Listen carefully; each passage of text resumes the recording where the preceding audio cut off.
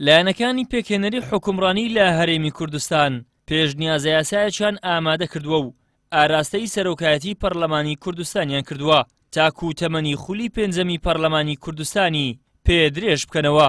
بەناوی خوای بەخشندەی میهرەبان، بەناوی گەلی کوردستان، هەریەکە لە پارتی دیموکرات و یەکێتی نیشتیمانی و بەشێک لە بزوتنەوەی گۆڕان و پێکهاتەکان واژۆیان بۆ ئەو پێشنیازە یاسایە کردووە بتوانین سوود لەو کاتە ببینین کە درێژەکەت.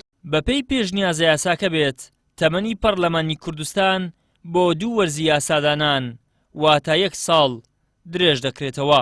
درێژکردنەوەکەش عادەتەن پرۆژە یاساکە لە کۆتایی مانگیدا لەلایەن دەستی سەرۆکایەتی و ئاراستەی لیژنەی یاسایی کرێوە خوێندنەوەی یەکەمی بۆ دەکرێەوە دواتر خوێندنەوەی دووەم و تەسەورەکەم لە 5 یان زەواتە ڕۆژێک پێش وادەی تاوابوونی ئەم خولەی پەرلەمان خولی پێنجەم درێژەکرێتەوە بۆ 2 وەرزی یاسادانان کە 2 وەرزی یاسادانان خۆی لە ساڵێک ئابینێتەوە بەڵام بە شێوازێک ئامادەکراوە کاڵێ لە 2 خولی یاسادانان تێپەڕ نەکات دواتە لە پێشتر هەر کاتێک گونجای انتخابات بکری ئەشێ انتخابات ئەنجام بدرێت.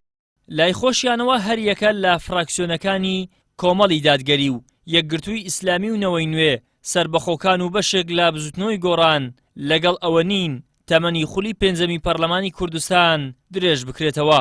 ئێمە وەکو فراکسیۆنی کۆمەڵی دادگەری تا ئێستا بە خۆمان و هەروەها بەڕێی حیزبیشمان هەر لەگەڵ ئەوەی کەوا لە کات و ساتی خۆیدا هەڵبژاردن بکرێ و ئەو سوێندی یاسایی خورا بۆ ئەو 4 ساڵە بووە و ئەو دەنگ پێدراوانەش بۆەوە بوون کە ئەو 4 ساڵەی پابندی ئەو پەیمانە بن کە لەگەڵ خەڵک کراوە. ئێمە نوێنەرایەتەکەمان بەڕاستی بۆ 4 ساڵ بۆ داوا دەکەین 4 ساڵ بێ و پشتیوانی هیچ درێژکردنەوەیەک هیچ داواکارێک ناکەین.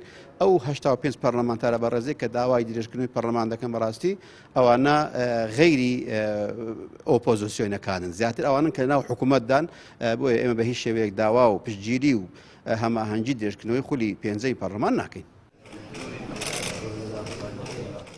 پارتی و یەکێتی و گۆڕان با پاڵپشتی پێکاتەکان تەمەنی ئەو خولەی پەرلەمانی کوردستان درێژ دەکەنەوە.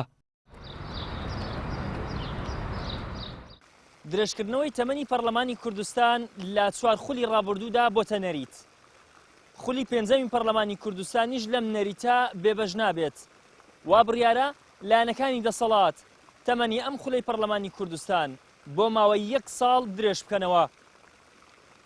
ئیدریس محەممەد، کەناڵی ئاسمانی پەیام، هەولێر.